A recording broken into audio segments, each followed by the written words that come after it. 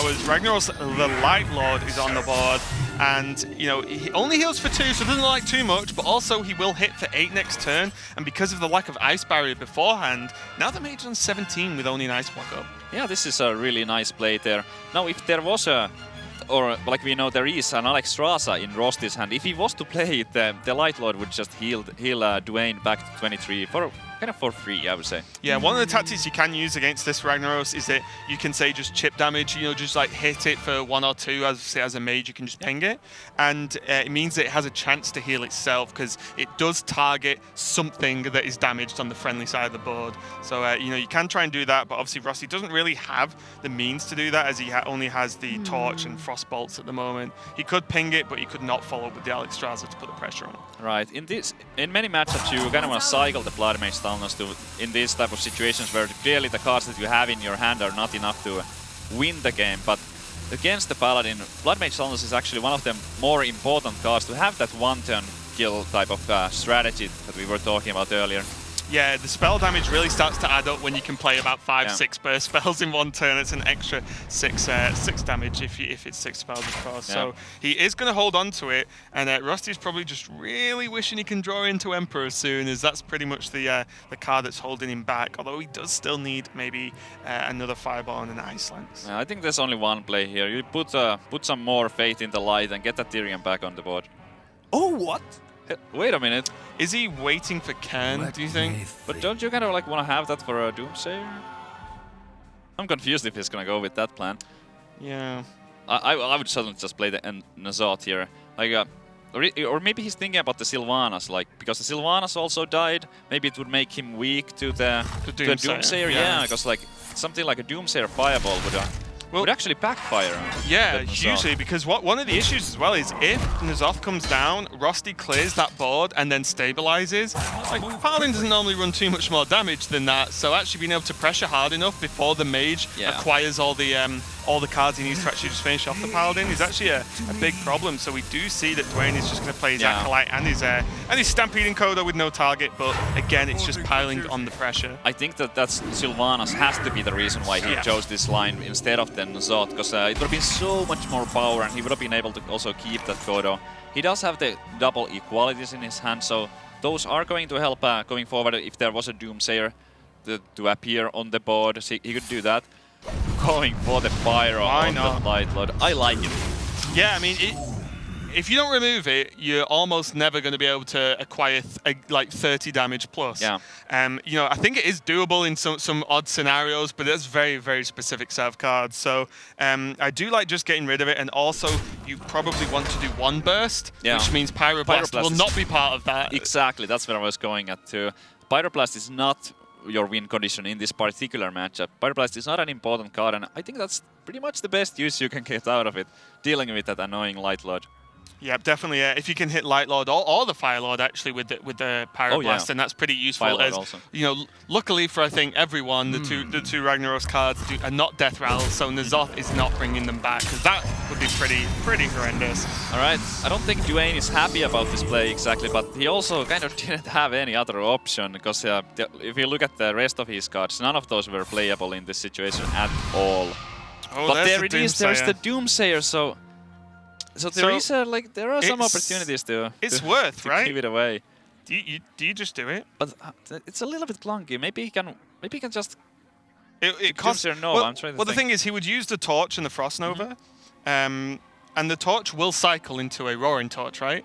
So you're only really losing the Frost Nova. So you think the Frost Bolt, sorry. Yeah, I was thinking if you could maybe Torch and ping it and wait for next turn, like a Nova Torch ping, wait for next turn, then give away the Doomsayer. Yeah, I just think you're bound to get your Ice Block proc, that's all. So then you start to slow down because there's a lot of damage represented on the board. So I like this. If you don't want to do the Doomsayer play, he can do Doomsayer and Torch next turn now. We're after that Blizzard, so this is completely fine, and it does stall him a turn. Yeah, like stalling is also good for the reason that now there's no Tyrion weapon just yet. There will be he gets one more turn, not taking 5 damage from that Ashbringer. But here, I think that Doomsayer and Torch on that Sylvanas into maybe Ice Barrier and being seems really, really good. Yeah, this is really nice play. Just force the Sylvanas to steal the Doomsayer, and then, you know, as a side effect, play the board for Duane on his turn. And this, even just whipping in the Ice Barrier is really nice here. Just using up your mana, and again, just holding off. The Torch does cycle into the deck, into a Roaring Torch, which is the obviously effectively 3-mana fireball. So, you know, he still does have the damage available, but we can see that Duane does have 2 Forbidden Healing still in hand. But this, you're on a turn where you're supposed to be doing proactive plays.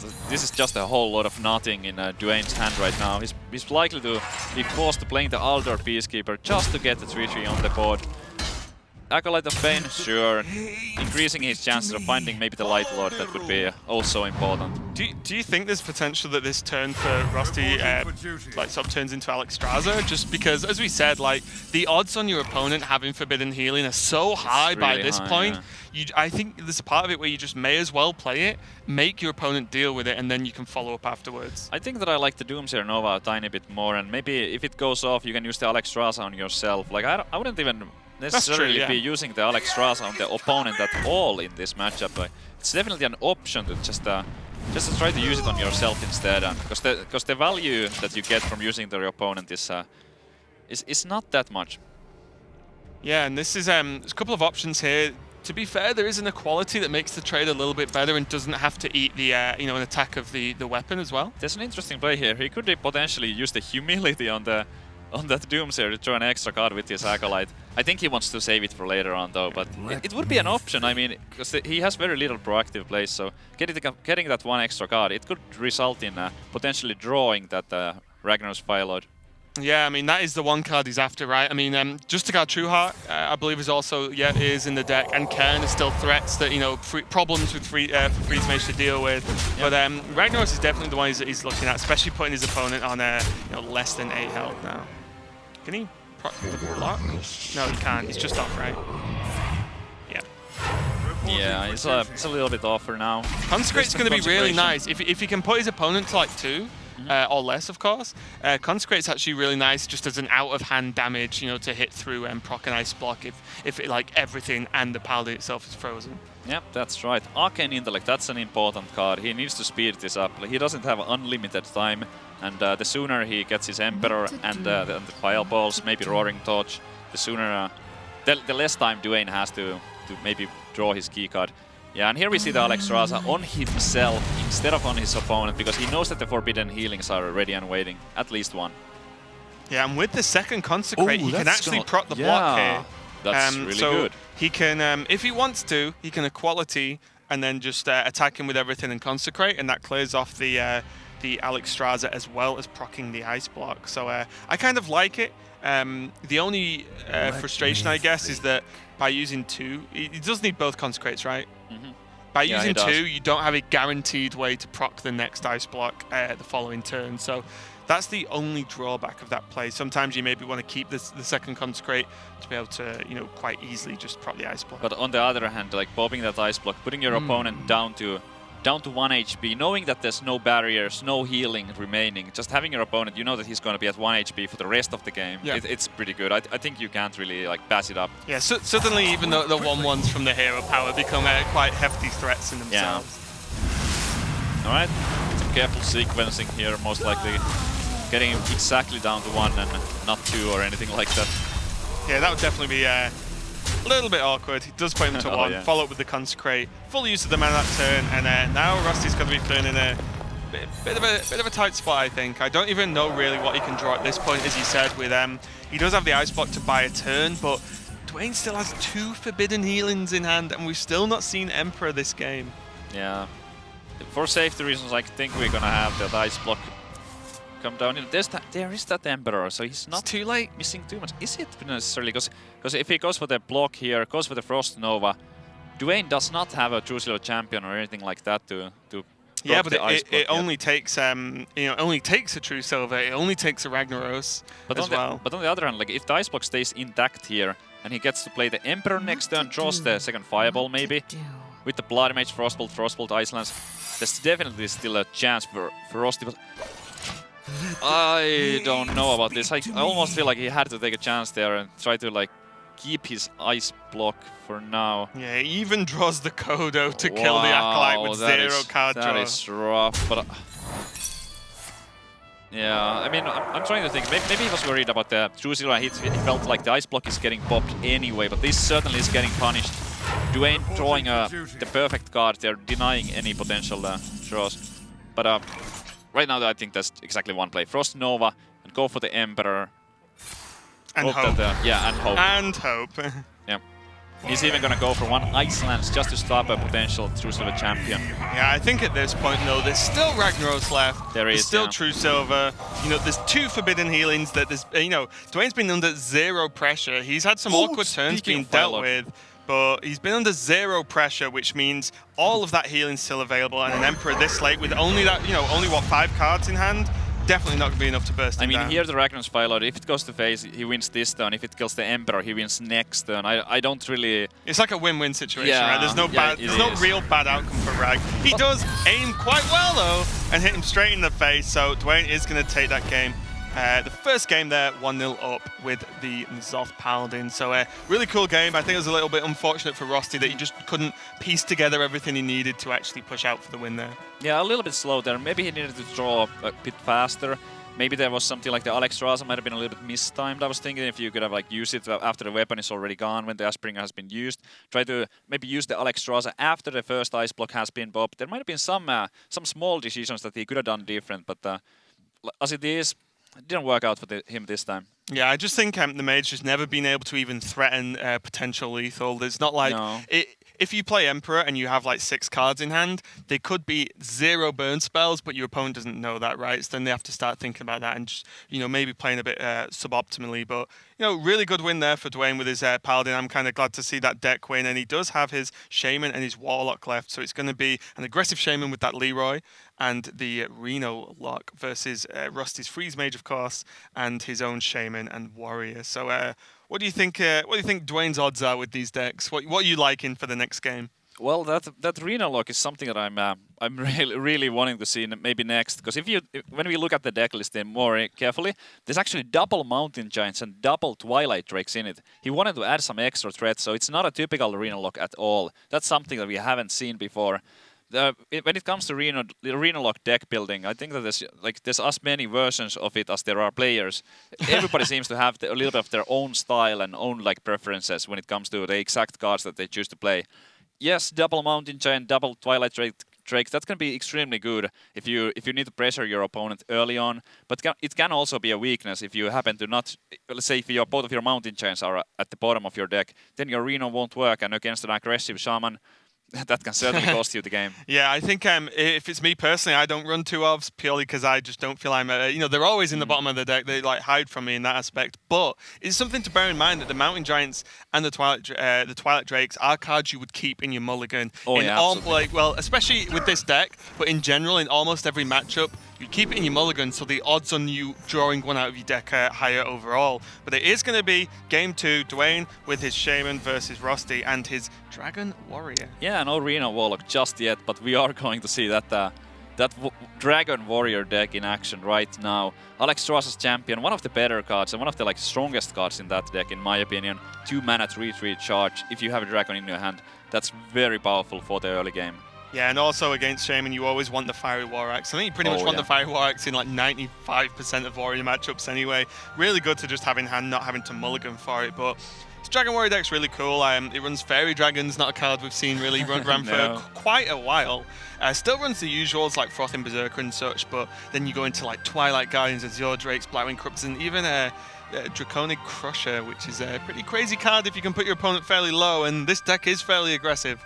Yeah, those Fairy Dragons that you mentioned. Personally, I think that the card is kind of bad, but it does have that all-important dragon text on it, which enables all the dragon synergy cards, such as the Blackwing Corruptor, Twilight Guardian, and the Alexstrasza's Champion that he has in his hand right now. Yeah, Rosty has a really strong opening hand here. He has a choice. I imagine the Dragon's going to be the last one played, obviously, because it will buff the Alexstrasza's Champion and give it charge and +1 attack. But even just having the Fire War Axe available... I believe he would play the Fairy Dragon here just to have that Alexstras's champion for maybe like surprising his opponent a tiny bit and getting more value out of it, killing a 2-3 first. But since he does not have another dragon, he cannot play the fairy dragon first. And already the aggressive Shaman list from Duane, having to lightning bolt a minion, turn 2, follow up with this Squire. So, already you're getting some pretty good value. And Blood to Ica on an Argent Squire always feels good. Remove that Divine Shield. Create a minion that actually easily challenges the 1-1, and he has the mana spare to play the dragon, which he does play now because he has the Azure Drake in hand. Yep, he could have also used the Fiery War Axe to clear off the 1-1, but I certainly like the Fairy Dragon a tiny bit more here. It does give you a bigger minion than what your opponent has on the board, and it can't really get punished in any way. The Flame Tongue Totem, yeah, maybe it could have allowed a trade for it, but that would not have been a good play with the 3 mana available. Yeah, and a really, just yet another powerful dragon in this deck is the Twilight Guardian, especially when your opponent is, playing an aggressive deck themselves.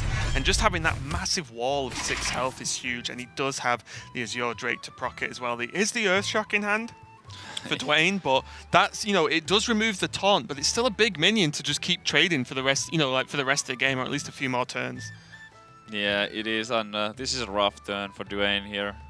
Only having a 1-drop. Only having the Earthshock, it's like, what do you even do? Just throw them up. Like, those don't accomplish anything. Really. I agree with this, yeah. Otherwise, you're just sort of sacrificing your Trog onto the Fiery War Axe, and there's no real benefit to doing that. And here comes the Twilight Guardian, which you've got to feel will have a knock-on effect to Duane, potentially going for the Earthshock, or...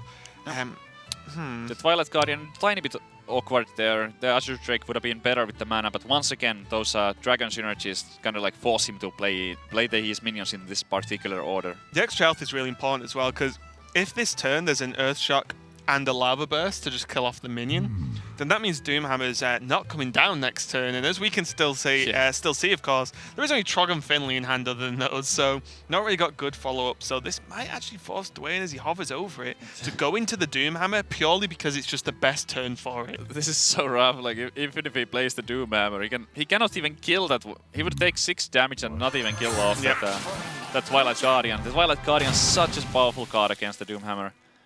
Steady Shot, Armor Up, Dagger Master. He's certainly not picking up the Dagger Masters because the 2 Doomhammers in his hand. Just goes for the Steady Shot. Definitely not faithful enough to go for Armor Up yet. He still does remember he is playing an aggressive deck himself. But this is still in a rough position, as Rosty still has just 2 minions on the board that have got plenty of juice left in them just to keep trading away. And Rosty does have Armor Up, and at the moment, being only on 27 this late into the game is definitely a rough one, even with 2 Doomhammers in Duane's hand. Yeah, this is really going Rosty's way right now. It's looking almost helpless for Duane. There might be some good cards. Like, does he have a Lightning Storm? I don't think he even plays a Lightning Storm, so that's not available. But some sort of way to maybe remove some of those minions, or assemble enough damage, but 27 and that Armor Up available to Rosty. Yeah, borderline impossible. Everything's just going to feel too slow now. Again, we can see Doomhammer's great. He clears off 2 of the minions, gets the Tunnel Trog down as a 3-3, which does challenge the Kor'kron, but the Fire War Axe is still there. You can just kill it and just forget about it. Oh, now he can play the 9-9. Yes, he can. And I wouldn't be too surprised if he even used his Kor'kron to clear off the Tunnel Trog, because from Rosty's point of view, the only way to lose this game from here on out is really... I personally just want to see all face of these. I want to see the weapon go face, the 2 minions go face, and play the Crusher. Just present so much damage. But there could be like some Feral Spirits or something like that coming in, so that's probably a consideration. Can you stop ruining my dreams with logic, Savitz? I don't like this. I just want to see everything fly at the Shaman's face. It makes a nice change. Leroy Jenkins, well, doesn't really help, and I believe this game is over. There might be... Is there even a chance for him to survive? I don't think there is. Because there's Grom in hand as well, I don't really think there's anything he can do, as there's no good way to deal with this Crusher without tanking a hell of a lot of damage. Yeah, and there is the concede, as Duane does take the loss, and Rosty is going to actually even it up 1-1 with that Dragon Warrior deck. And again, not a deck I've played too much myself, a deck I've seen a lot on ladder, but definitely a powerful one, something I think a lot of people weren't preparing for. Yeah, that was a convincing win from the Dragon Warrior, but we gotta also mention that the Shaman did have a little bit of a clunky draw, and the early game was not going his way at all. Yeah, it's definitely a rough one there for Duane, but these guys are at 1-1. Still got plenty of plenty of chances to take this top 8 spot as well. Yep. And it is going to be the Shaman and Warlock versus the Freeze Mage that we saw earlier from Rosty and his own Shaman. So I think both of the Shaman lists are fairly, they're both aggro lists, except Duane has the Leroy as the sort of standout card, I would say. Yeah. There are a few differences here and there. For example, I believe one of the players was not playing Tuskar Totemics at all. Rosty does not have any Tuskar Totemics, which is one of my kind of like favorite cards, I suppose, because of the 2 in 7 chance to get either a Mana Tide or a Totem Golem from it, which gives you a huge power spike. On the other side, I believe there's no Abusive Sergeants in Duane's list. And there are all sorts of like small differences. I believe there are like 6 cards off or so. Yeah, I think especially in this tournament that we've seen this weekend, there's been a hell of a lot of deck lists that we put under umbrellas of aggro shaman. It's like, yes, it is an aggressive shaman list, but there's a lot of card changes and a lot of differences across the board. Even we see multiple versions of Pirate Warrior, for example, which is again something I didn't think I would ever actually say.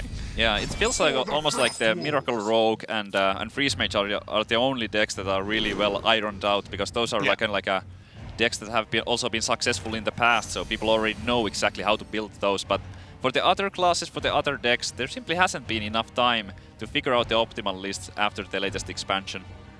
Yeah, and we are going to go into Game 3, as it is the Shaman Mirror. So both highly aggressive decks, as we were just discussing, but we're going to see which one comes out on top, as both are actually running Earthshock as well, which I think is a fairly new addition to the list. Not really standard up until maybe this tournament. Maybe we missed the memo on that one, and Earthshock's the new thing. But definitely a good sort of tech card, I'd call it, just to get past some of these like big taunt minions, and maybe deal with a frustrating Sylvanas, Tyrion in terms of N'Zoth Paladin, as an example. Yeah, it's a card that can work out extremely well. You can get a huge tempo advantage with it.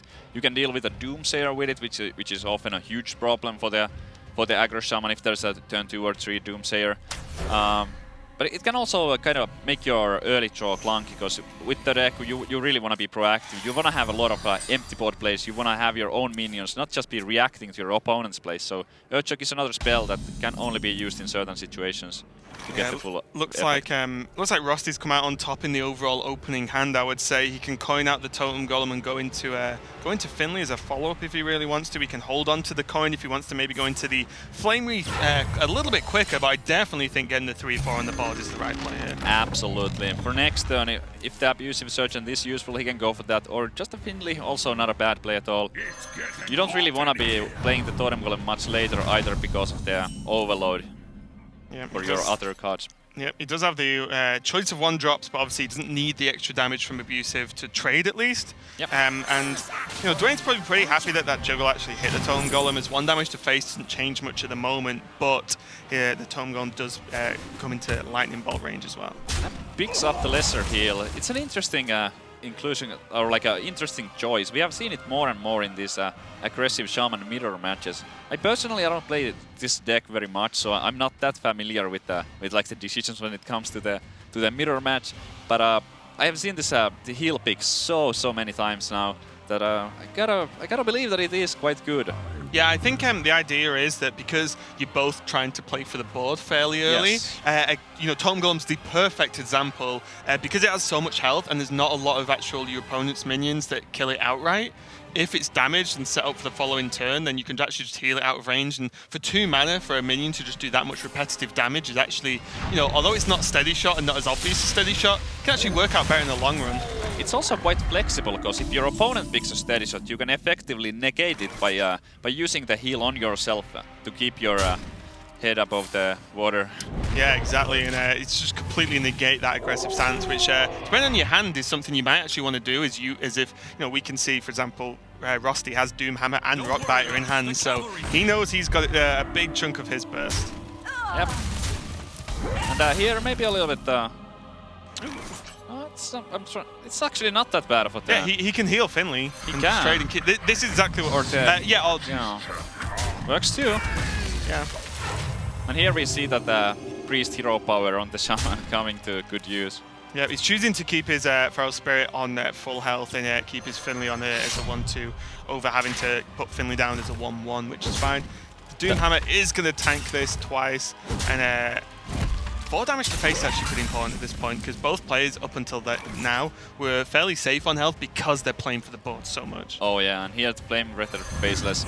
There's no way he's gonna play anything else. The Doomhammer is gonna still be nice later. He knows that his opponent doesn't really play any good answer to it. There are no hexes in this particular summon list, so the 7/7, in order for Duane to remove it, he would have to spend a lot of resources. Yeah, this is pretty swiftly snowballing out of control here, and we see 2 of the minions do get cleared up into Feral Spirit, so he's going to think he's pretty safe, but we can see there's Abusive Sergeant. And also, this is what I mean, like, the 7/7's almost certainly going to go into a Feral Spirit, and you can just heal it back up again, so it's just still on 7 health, so it's not like it's going to tank a Lava Burst. But with the Rock Biter, he can actually go face for 7 with that, which is even better. Do you think you want to save the rock? Oh, okay. I didn't know if you wanted to save the Rock Biter for the Doomhammer. No, but I mean, you get 7 here. It's just so incredible. If you use it with the Doomhammer, you get effectively 3 extra damage, and here it's going to be 7. So I don't think people should get too locked into the Rock Biter Doomhammer. Doomhammer idea. Hitting to face for 2/5 attacks is so much fun to beat. It does feel pretty awesome. Weapon. Yep, and with Rosty still on 28 health and the option to heal if he really wants, this is looking pretty grim for Duane. There's pretty much not really anything he could even draw into that keeps him alive. Feral Spirit might be his best chance, but we can obviously see the Doomhammer in hand is going to help out. Yeah, I believe that is going to be it. No matter how he spreads this out, because of the Doomhammer in Rosty's hand. Oh no, he is lethal kills, because the Doomhammer is going to buff the Drog, so the Drog is going to be able to take out one of the Ferals. Doomhammer hitting the second one twice is going to allow the Flame Breather Faceless to end this game 3. Yep, so really fairly quick, decisive game, but not too unexpected in this matchup, as Rosty does bring this 2-1. A pretty quick game, but I think his opening was very, very powerful, whereas again, I think Duane just struggled a little bit to really claw the game back after being able to go Totem Golem and then into the Flame Wreath as, when he did, and even the unlocked mana of the 3-2 was really powerful, I think, in that game. Yeah, but I mean, even though in this particular instance, one of the players had clearly the better starting hand, it's not just because he got luckier getting the better draw, but I actually believe that Rosty's deck is also way more consistent on the early draws, because he doesn't have cards like Leroy. He cannot draw that, so instead he's going to have those Argent Squires that he put in the deck. Those certainly help you with curving out well. Yeah, especially with Overload. I mean, you can always find just one mana gaps to just squeeze one in there. And the Divine Shield actually been really helpful as well with cards like Rock Biter as well. So you can trade into, say, your opponent's. One of the most frustrating things is your opponent plays an Argent Squire, you go Totem Golem, then they just Rock Biter and trade, and they still have their 1/1 available. So that's definitely a good game there, as Rosty now just has his Freeze Mage to play, which he has had a loss with, his only loss with this set, and falling back on it as his last deck. He has 2 chances versus this Aggro Shaman and the Reno Lock. So 2 pretty interesting matchups for Freeze Mage. I think that both of the matchups are quite doable, but because of the aggressive nature of the Shaman that Duane is bringing, I believe in that particular matchup he's going to be a slight favorite. Yeah, it's kind of interesting. They're both definitely doable matchups, but also matchups that can go very, very wrong very quickly, in terms of the Shaman being far too aggressive early on and the Mage not quite drawing the the stall effects he needs, and then the Reno just drawing Reno is a lot of the time a pretty reasonable problem for the Freeze Mage, but certainly is.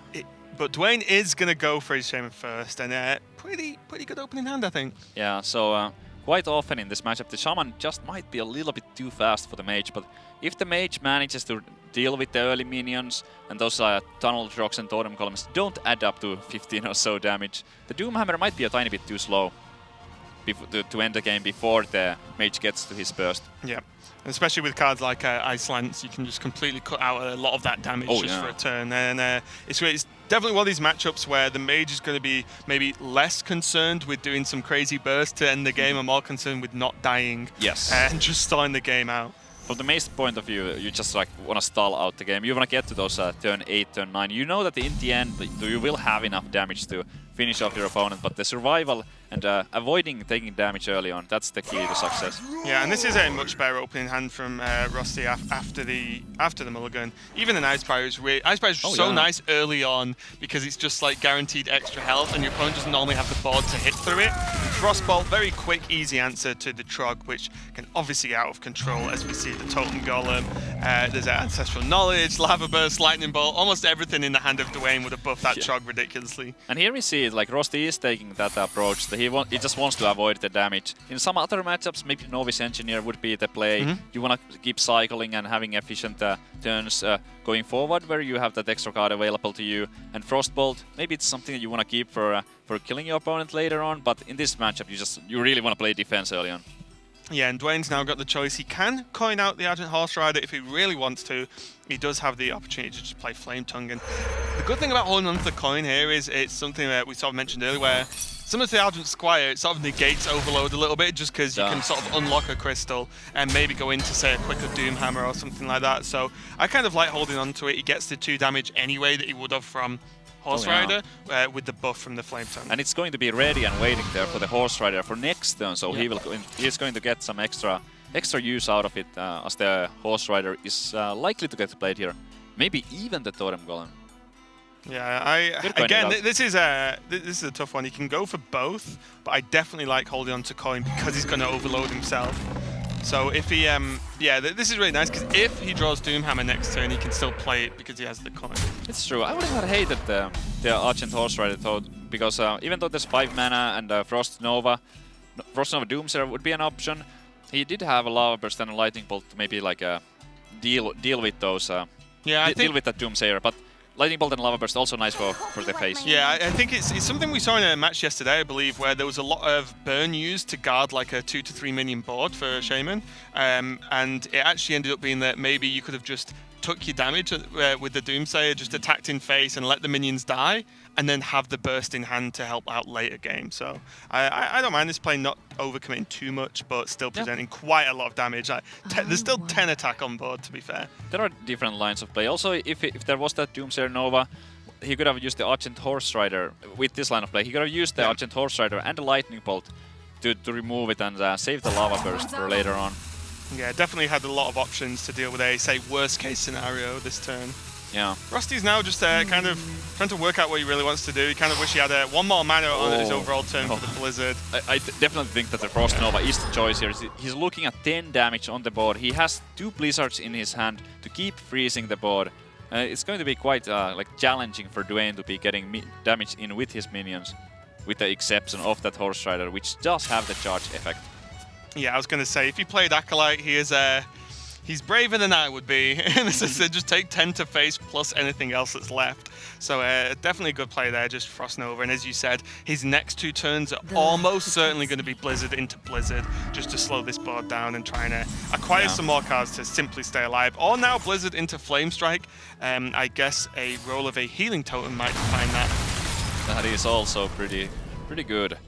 With that Novice Engineer, taking out the Flame Tongue, the 1 damage to his opponent's face wouldn't do all that much in this situation. The Flame Tongue is likely that it would have been removed with the next AoE effect that he is going to play, so he's kind of missed 1 damage in some ways, but I kind of like it not being forced into using the Blizzard in case that there was a Doomhammer instead of the Flame-rated Faceless.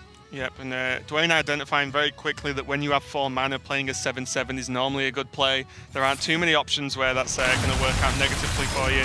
A little shake of the head there as the second Blizzard is played one after the other. Yep. And he's actually going to kill it off with the Ice Lance. Even though he has the Flame Strike, this opens him up to not have to Flame Strike next turn to clear it off. Yeah, the lack of Doomhammer is really hurting Duane right now. All those AoE clears, Frost Nova, 2 Blizzards. The minions are simply not getting the damage in, and Doomhammer, that's the card that he needs to get the damage to be able to end the game with the Lava Burst and the Lightning Bolt. Yeah, he has sort of half refilled his board, just not too much pressure, and Rosty is still on 26, and he has Ice Barrier as well, so looks like he might actually go for the Ice Barrier this turn. It lines up with what's left of his mana, depending on what he's drawing. Does have a Novice Engineer, so again, it's effectively going to be a +8 heal for Ice Barrier, so it's going to be very, very difficult for Duane to actually crawl back from this one. But there is that card. That is the card that he needed. He must have heard you. He must have. Yeah, I'm really disappointed with this lack of Doomhammer. Can you please sort this out? And he's like, yeah, okay, I'll draw it. So suddenly, Doomhammer, double Lava Burst, Lightning Bolt. That is actually a hell of a lot of damage. Yeah, that is light at the end of the tunnel. Things were looking really grim for him. But with that Doomhammer, there is certainly a chance now there is a board clear waiting with that being with the hero power and the flame strike. Rosty could get a full clear. He could also choose to drop the Emperor with a Frost Nova first, kind of could be getting those discount effects and save the flame strike for a tiny bit later on. But I do believe that we're going to see that Nova if he chooses to go with the Emperor path. It's a real tough one as well, because although Rosty's surviving very well and delayed the game very well, with the addition of Doomhammer, Rosty doesn't actually have anything to finish the game at the moment, so he's still got to draw into some damage to actually kill his opponent, as Duane's still quite a while away from fatiguing in this matchup anyway. So Lava Burst does go onto the Emperor. Imagine we're going to see the Forta face from the Doomhammer. And now he's working on what he wants to follow up with, either a Totem, I imagine, or a Tuscato Temic, which is normally feels pretty good, but if it's like a Flame Tongue, he doesn't get the instant value out of it. I mean, we can see the cost, but I definitely do think that this is still the correct play, because there is only one Flame Strike, and both Blizzards have been used, so it's kind of like a risky play in case that there is the Flame Strike, but also the Flame Strike was unlikely. It just happens that Rosty does have it, and it's almost certainly going to happen here after being on that Argent Horse Rider to get the full clear. Even has 2 mana remaining afterwards because of the Emperor discount, so he will be able to cycle through his Loot Hoarder and the Novice Engineer. Yeah, really interesting to see like the double Novice, double Loot Hoarder and an Acolyte. It's a hell of a lot of cycle, and maybe just a bit unfortunate for Rosty that he didn't cycle first and then be able to play Emperor, but he's definitely in a okay position, but Rockbiter could really change this game. Yeah, it will still be a tiny bit off, but it would be working towards the goal at the end. Yeah, I mean, to be fair, Duane's on 29 health. He's not exactly close to death himself, so he definitely something that he does have for now is time and the Doomhammer. Yep, the Doomhammer is running out of charges, only 2 remaining, but he got his opponent below 10 HP, so Rockbiter is threatening lethal. Some instant cycle is very much needed now, and into an Ice Block will guarantee that Rosty will not die next turn. But is that the play he's actually going to go for? Because he does have an Ice Lance to face as well, so he could choose to just delay. He can actually... Can he clear off the... Oh, he could just Ice Lance and play the Torch. So he can clear the board and presume his opponent will not draw into 9 damage from hand, which is, I think, a fairly safe presumption a lot of the time. I like dodging the Tunnel Truck a lot here. Otherwise, you leave it up. No, that's not really an option. I think you gotta do it. The Ice Lance that you mentioned was certainly an option, and still is, even though he did choose to play the Ice Block. So going for the Ice Lance now would feel a little bit weird. In that case, I believe the better sequencing would have been to get those minions instead of the Ice Block, because there's no... Whoa. Oh, he wants to draw. Yeah, he wants to draw. Interesting. It draws into another Torch. So he is able to just ping off, and now without the Ice Lance, he is potentially open for the Ice Block to be procced this turn. But the draw is a Flame Juggler, so the best Duane's going to hope for is, well, I don't know actually, both are probably okay. 1 extra damage to face is pretty important when you're trying to proc an Ice Block, but maybe the 1-1 Novice Engineer isn't going to be a hero and suddenly end the game for the Mage, so pretty okay with the face damage there. Yeah, we can see that Duane chose to use his Doomhammer here. Now there's no longer the possibility of finding the Rockbiter for the Ice Block popping, but if he was to draw his second Doomhammer, he wouldn't have it in his hand useless. Yeah, it's kind of funny, the sheer volume of card draw in this Mage deck, but all it's doing is drawing into more card draw. It's like, no, draw the pieces you want, please. As we see 3 minions on the board that all effectively have card draw mechanics attached to them. So that's kind of funny. I don't think there's any need for the Ice Lance to face. Not. Ooh, wow. Just play around top. Wow, he does not want the Doomhammer off the top to at least proc the Ice Block, which I think might be a bit of a stretch. I think that's a little bit too much, because the last Doomhammer was literally the only card that play was good against. Even the Rockbiter from the top would not have been enough to pop the Ice Block, so maybe playing a little bit too scared for my taste right there, but I can understand it. There's so much on the line, so you kind of want to like try to be safe. But, well, you can just choose to say, I will not die. You know, the block will not be proc next turn, but there was still a lot of spells he could draw, I think, to actually go into that. So I don't know. I think there's still a Lava Burst left for a start, which could have proc the block. Yeah, so that Ice Lance did end up being completely wasted in the situation. Doomsayer let's be honest, not the best card he could draw. He's actually going to play it because he wants the Thalnos to die so he can cycle.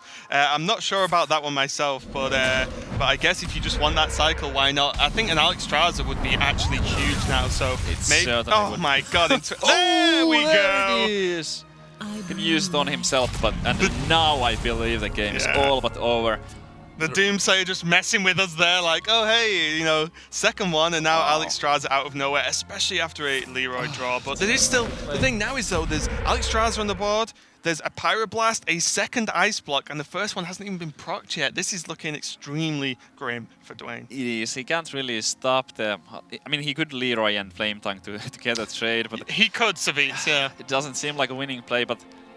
Is there a winning play? Yeah, is leaving the Alexstrasza on the board, is that a winning play? No, I don't think it is. Roaring Torch. Why not at this point? Just throw it all in there. To be fair, Rosty has drawn almost every single card that isn't burned in his deck so far, so that was definitely going to end up coming off the top pretty quick. Yeah, and there is no way out of this for Duane. That Roaring Torch is going to end the game, even if the Alexstrasza gets dealt with. And Rosty is going to be our third finalist. Or is there a... Oh, you can get a taunt. No, but it doesn't help. It doesn't protect you from the torch. The torch goes face.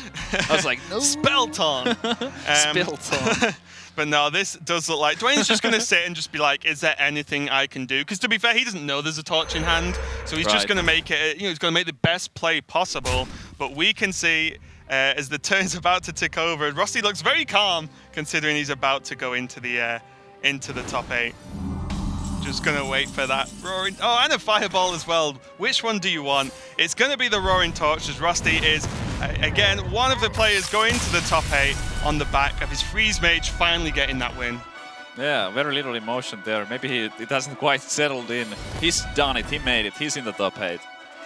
Yeah, Welcome back, Sol. Rosty just ended up being the absolute bracket buster in this tournament, honestly. The list of names that he's eliminated, at least from the upper bracket, is enormous. He's created his own personal graveyard of pro players, and he's managed to back that up by actually qualifying, which is a fantastic achievement for him, I'm sure. But I wanted to talk to you guys specifically about the Dragon Warrior that we saw in that series, and more widely than that, the range of warrior decks that we've seen, because we've seen Dragon Tempo Warrior being successful for some people. We've seen Pyra Aggro being unsuccessful for some, but also Nostum is still playing it to great success. Apparently so far today he hasn't lost a game with the Pirate Warrior.